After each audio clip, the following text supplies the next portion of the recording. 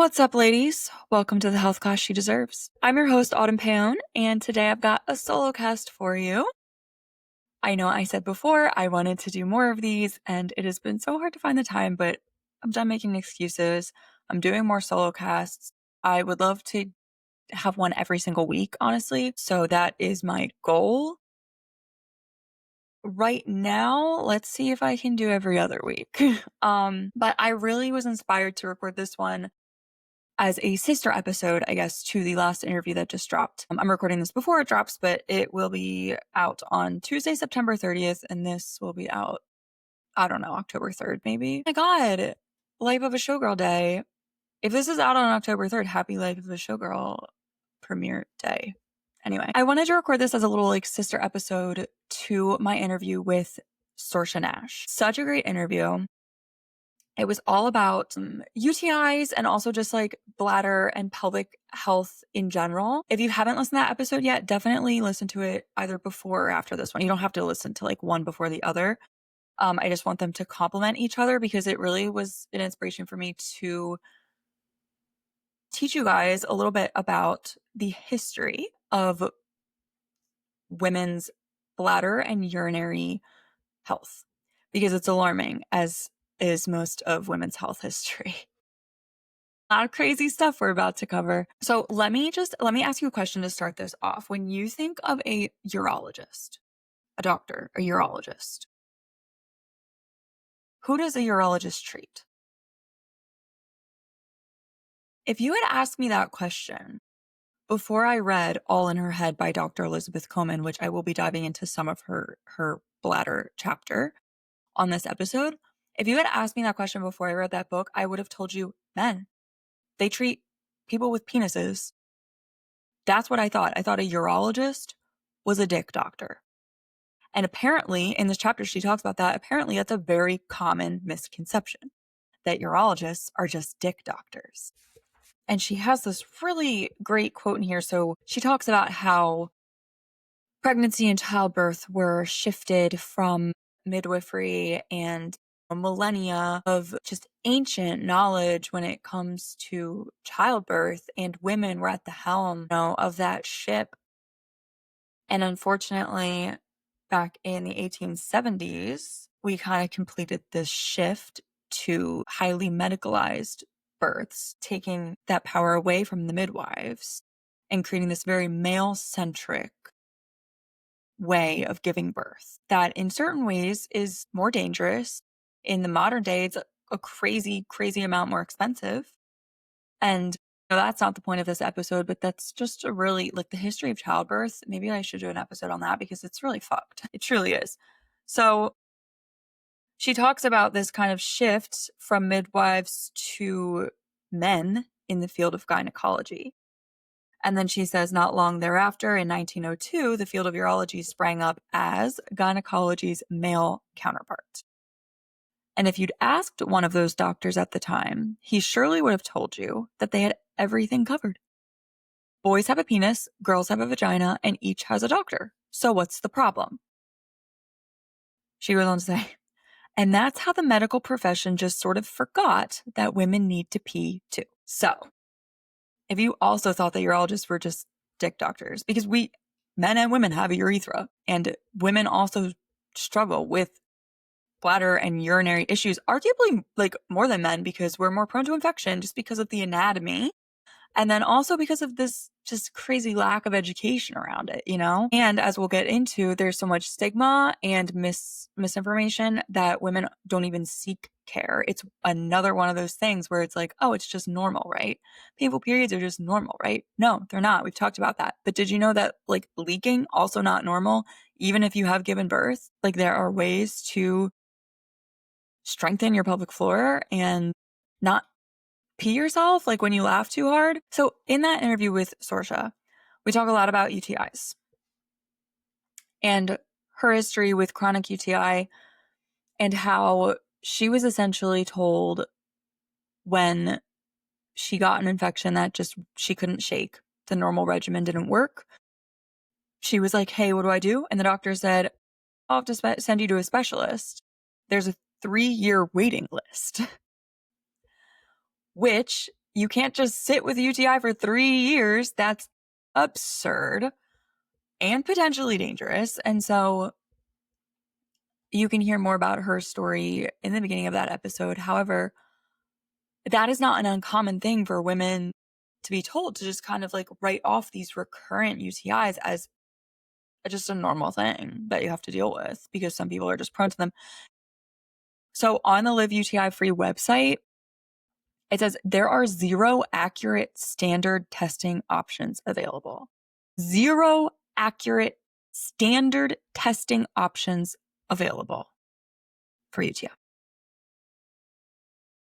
That's absurd. How is that even possible? And that's why I want to dive into the history a little bit, because there's a reason we've ignored all of these things for years. And we're so behind in the medicine when it comes to this. Yet for like male urology, it's, up to date. And female urology is completely just pushed to the back burner. And so many women are dealing with these like either painful issues or just like embarrassing issues. There's so much shame around it. So in addition to UTI, there is also cystitis, which is inflammation of the bladder due to an infection. So if you had a UTI, it could potentially turn into this inflammation of the bladder. There's also interstitial cystitis, and that's also known as bladder pain syndrome. It's chronic. It takes an average of 4 to 7 years to get diagnosed with that. And it's literally called bladder pain syndrome. I'm assuming it's not pleasant. 4 to 7 years before you have an answer to that? Yikes. So, why has this been so historically ignored and misunderstood? And why have women just essentially been kept out of urology as if they don't also pee? Well, like I've mentioned, the shame and the stigma around it. There is a lot of, especially when it comes to leaking, not being able to like hold it in. Obviously, that can be embarrassing for women, but there's also this like historic link to sexual depravity. And that is just the billboard for the recorded history of women's health, right? Everything, every chapter in this book, I'm not lying to you, every chapter in this book, these quack crazy ass doctors were linking women's ailments back to sexual depravity, masturbation, simply doing it to themselves. In a textbook as late as the 1970s, a textbook accused certain female patients of being, quote, masochistic when it came to, I think that when it was talking about interstitial cystitis, I believe, called them masochistic. As if they were just doing it to themselves. They liked the pain. They were getting turned on by the pain. And so they were just thinking themselves into this disease, I guess. I just don't understand how any of this, like, how this line of thinking ever passed any sort of test or board or anything. I can't believe all the bros were just like, oh yeah, that sounds about right. They must be doing it to themselves. It must be because they masturbated too much last week. What? And this was the common, this wasn't a few crazy people. Like, this was the common knowledge. This was what they were taught. And this is what they taught. And this is what they said to patients. Literally one of them, oh my God, who was it? Fucking creep. What the hell was his name? Skeen. Alexander Donston Chalmers Skeen. A gynecologist with too many fucking names, I might say. He believed that he could tell the difference between a woman who had masturbated and a woman who didn't by smelling her. By smelling her. Creep. Like, literal definition of a creep. And this man was a gynecologist. There are other doctors who believe that they could tell if a woman masturbated by the size of her labia. Like, I can't. So essentially women's urinary issues are just considered dirty. And this is another issue that Saoirse and I discussed when she was speaking about how obviously cleanliness is one of the many ways to help prevent UTIs. You should be clean. However, most women are. Most women are clean. Most women are doing the things. They're peeing after sex. They're doing what they're told. They're wiping back to front to back. Front to back, guys. They're cleaning properly in the shower. Like, they're doing what they're supposed to and still getting these recurrent infections. And so it's obviously not just an issue of cleanliness, but that is a general, like, pervasive thought behind it of like, ooh, you're getting infections down there. That's dirty. That's gross. That's unclean. A lot of times it's not. It doesn't have to do with cleanliness. While that is important, like I said, most of the time women are doing their due diligence in cleaning themselves, and it is just something that they're prone to. The microbiome's off. Their partner has a role to play in this as well, because your microbiomes are interacting. If you are not using barrier methods, especially, and you have at least one sexual partner, right? So we talked about that idea of being dirty. And then while a UTI is not an STD, and you can get it many ways, and some people just get them recurrently for a reason unbeknownst to them, you can also get them from having sex, especially not peeing after sex. And because I think that's like one of the most common, like, pervasive, like, thoughts about UTIs, that if you don't pee after sex, you'll get them. There's also this sexual stigma around it of like broadcasting that you're sexually active. Shouldn't be a bad thing, of course. I think that you should wear that as a badge of a pride if you're, making the decisions that you want to make with your body. But unfortunately, there's just a lot of stigma around that, especially if you're young, and maybe still have to like report to your parents for like to get a doctor's appointment or something. You have to be like, I have a UTI, and depending on your parents' information on the subject or lack thereof, they might think that it's because of you having sex, whether or not that's true. And it's very nuanced, and there's so much stigma around it. So because the history is so laced with this dirtiness, with the masturbation, with hysteria, of course, and the fact that it was literally thought to be self-inflicted, insane, all of this pervades in medicine today. And we also lost, just like with so many other things, we lost so many years, hundreds of years of medical advancements where women were just not being considered when it came to the studies and the research and who it applied to. And so obviously we're so far behind. And Dr. Elizabeth Coleman also says, if urology is about dicks and gynecology is about sex and babies, where does a woman suffering from incontinence seek help for her condition? Not to mention, in addition to all this shame, most urologists are men. She does put some numbers at the end of this chapter that the percentage of female practicing urologists saw a steady increase from 7.7% in 2014 to 10.3% in 2020.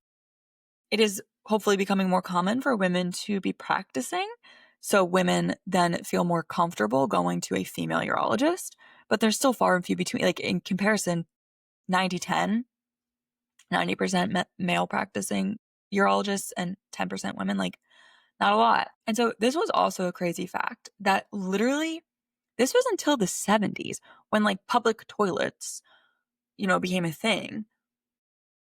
Women had to pay for them and men didn't. Not to mention, men don't even necessarily have to use a public toilet. Like, if they're just peeing, like, a lot of times they'll just go behind the bushes. Not until 1970s was that like abolished. Women literally had to pay to use a public toilet while men didn't. And that was also a tactic to keep women in the home, right? Because if you're not guaranteed like a safe, accessible place to use the restroom, you're not going to venture very far from your house. And this was a big problem for me when I did like my 3-month traveling in Europe. If you've been to Europe, it's not just the female bathrooms, it's men and women. a lot of times you have to pay. Nothing crazy, like, it's usually, like I mean, it's gone up, I think, since COVID and depending on where you're at, but, like, €1 or so. I think the most expensive one I saw was, like, €2. But it did pose a little bit of a problem. First of all, I was on a budget, like, a couple euros did make a big difference to me at that time. Not to mention, I didn't always have cash on me because, like, the ATM that I could use was far and few between. So, this was, like it might sound silly to be like, "Oh, that wouldn't keep women, like, near the home," because, like, that sounds like a stretch to say that was a tack to keep women near the home, but trust me, I having experienced not it wasn't discrimination because it was men and women, but just having experience, and for anybody who lives in Europe probably knows this too, like can relate to this also. But that was something I definitely thought of, especially when I was on my period. It was like, okay, am I going to be able to access a bathroom with like whatever excursion I'm going on today? And like, should I maybe just like stay near the hostel today if I was on my period, just to make sure that I had access to a restroom? So it's a real thing, you know? And if I had been living in that time and that was a thing, that also, at least during my period, would have been an issue for me to be like, yeah, I might just have to stay nearby the house so I have access to a restroom. We all know those period poops can be brutal. Another thing that I really want to talk about here is um James Marion Sims. Now, that name might be recognizable to you, or maybe not, or maybe you know the legacy without actually knowing the name. But before he developed a surgery to correct this, a lot of women dealt with fistula after childbirth. And a fistula is just a connection between like two different body parts that's not supposed to be there. And so essentially, God, what was the actual name of these fistula? A vesicovaginal fistula. A vesicovaginal fistula.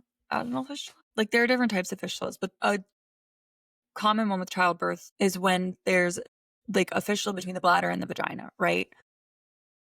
So, essentially, the urine just comes out the vagina, and it's not like, "Oh, I have to pee," like, it literally just flows.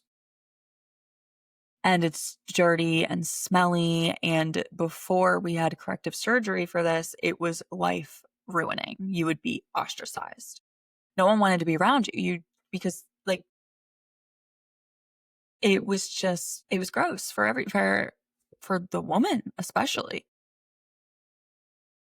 was gross, it was damning, and people did not want to be around her. You were completely ostracized from society. If you had a fistula, it was as good as a death sentence. Just destined for a life of misery. The man who founded this corrective surgery. So most people didn't even care. Most doctors at the time, obviously men, literally didn't give two shits about this. They were like, oh, whatever. That woman's past her prime and she will just die in a cave alone, away from everybody. And they didn't care. Not a lot of people were putting any time, effort, or resources into women's urinary and bladder and pelvic health. James Marion Sims did eventually. So I'm going to pull some information from All in Her Head by Elizabeth Coleman. I have been in also Unwell Women by Eleanor Cleghorn to kind of get a full picture here. So from All in Her Head, she talks about how Sims was just like every other doctor at first. In his autobiography, he wrote, "If there was anything I hated, it was investigating the organs of the female pelvis." He wasn't like weirdly interested in something that all the other doctors weren't. He also didn't want any part of it. However, a patient comes to him, a white woman at 46 years old whose uterus has been knocked out of position. And even though it's in the female pelvis, the part of the body that he absolutely hated, she was in too much distress. He didn't want to turn her away. He thought he knew how to help her. And he does. And that kind of gives him this epiphany of how to cure fistula. which would have been great if he hadn't done it in such a disgusting way. And this is the part of the story you may have heard. I know that there was a big kind of uproar. I think there was a statue of him, maybe. There's a big uproar, rightfully so. And this man was fucked in the head for sure. So he experimented his new epiphany on enslaved women, Black women, with absolutely no anesthesia. And something that has pervaded throughout medicine and still pervades today is this like weird, completely incorrect notion that Black people can withstand more pain than white people. That's not true. It's just not true. And it is still harming Black individuals in medicine today. This, I believe, his surgeries took place before anesthetics were even a thing. When were anesthetics invented?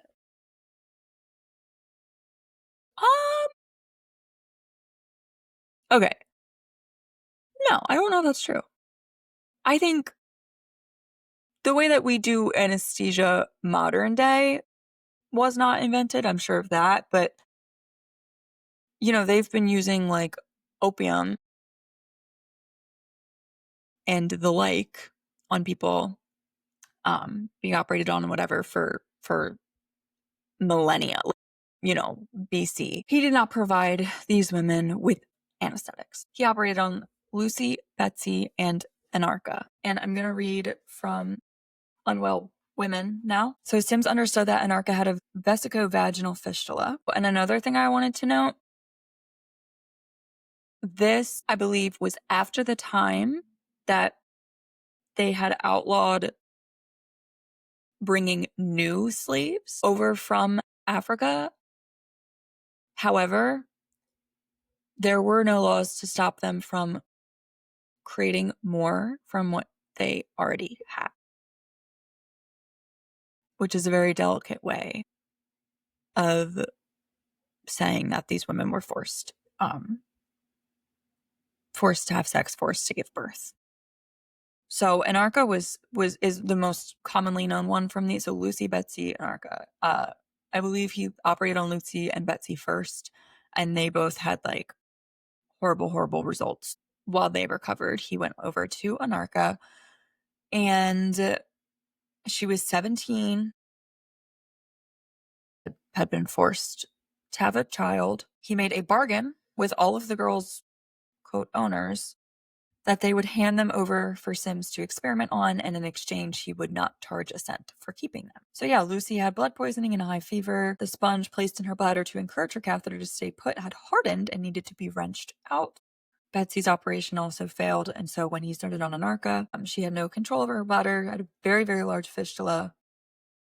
It had forced an opening into her rectum. Quote, by the time he finally perfected his operation by using a silver wire to suture the catheter, Anarcha had been experimented on 30 times, always without anesthetics.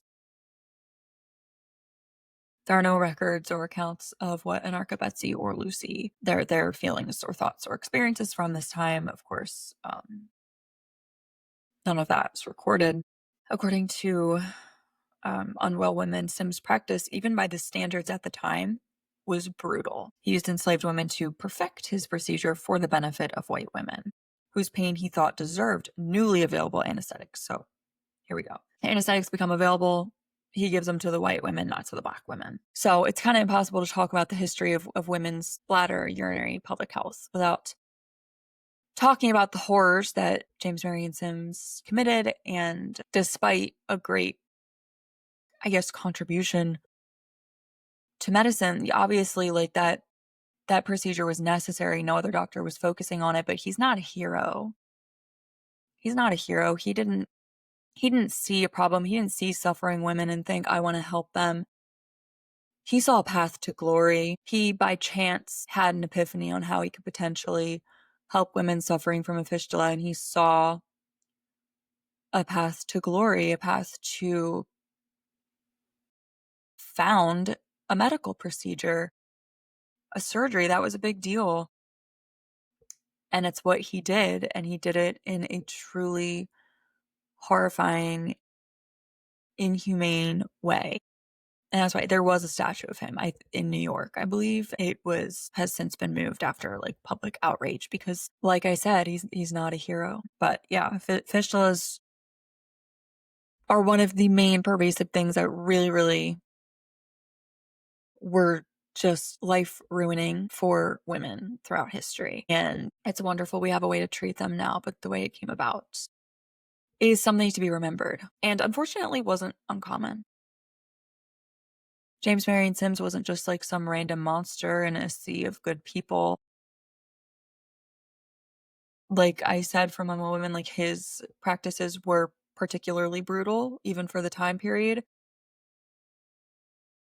However, it was not uncommon to use slaves for whatever the fuck you wanted to, and that included medical experimentation. And so it's important to remember that dark history. So yeah, forced childbirth to fistula to complete isolation before the surgery was perfected. The other like main concern for people, honestly, the main concern for society, for men, wasn't that these women were going through these horrible, horrible things, were completely isolated from society, were basically condemned to dying by themselves, completely isolated from loved ones and their life.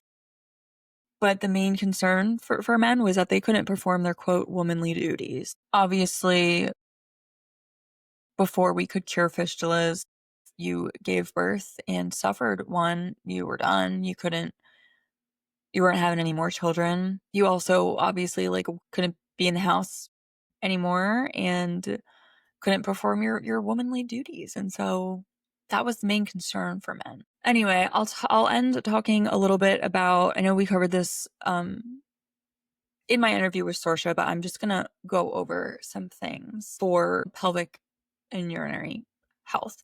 And honestly, one of the best things that I don't even think we talked about in that interview is pelvic floor therapy, which I learned like after my endometriosis surgery. That was like the number one thing everybody was like, pelvic floor therapy. After childbirth, pelvic floor therapy. At the end of this chapter in All in Her Head,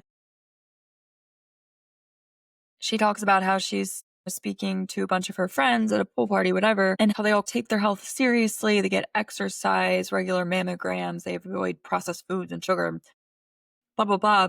She says, and yet when I mentioned that I had spent the previous week researching women's incontinence in the 1850s and how the shame and stigma surrounding urological issues has left many women convinced that it's normal to pee yourself every time you sneeze, run, or laugh too hard, their faces dropped. Guilty looks were exchanged. Finally, one spoke. Wait, she said, looking around furtively. That's not normal? And I wrote next to it, the $1 million question. That's not normal. So pelvic floor therapy definitely can be useful for that. Obviously, like the general pelvic floor stuff that we hear, do your Kegels. And then in terms of avoiding infection, definitely listen to the episode with Saoirse Nash, because it's more than just peeing after sex and wiping front to back. There's more to it. What you're eating can greatly influence the microbiome, the pH balance of your urinary system. And that's very important when it comes to whether or not you can fight off infection. So making sure you're getting those probiotics and eating healthy foods and, eating your fruits and vegetables. And we also talked about how different things are not accessible for everybody, but there are so many options. And so if quote unquote healthy food isn't accessible for you, staying super hydrated can really help your body clear things out. Free somatic exercises. If you have access to the internet, we talked about yoga with Adrienne, just like very like low and slow, meet you where you're at type yoga practice can be so helpful. Deep belly breathing just throughout the day. These things seem silly, but your nervous system controls everything. And so if your nervous system's all crazy out of whack all the time, you're going to be sick in some capacity. So hopefully this history gave you a little bit more perspective on women's urinary, pelvic, bladder health, and will hopefully inform more of your doctor's visits. I honestly feel like the more history I know about these things, the easier it is to advocate at the doctor. I can easily throw out these random history facts that not a lot of people even know. And be like, well, actually, it's that way because of this, and it's not actually founded in science. It's founded in this bias. I just think it's really empowering to know the history of these things, and it keeps the fire lit for me. Quite honestly, it's enraging. But I hope you guys enjoyed class today. I'm gonna wrap it up there.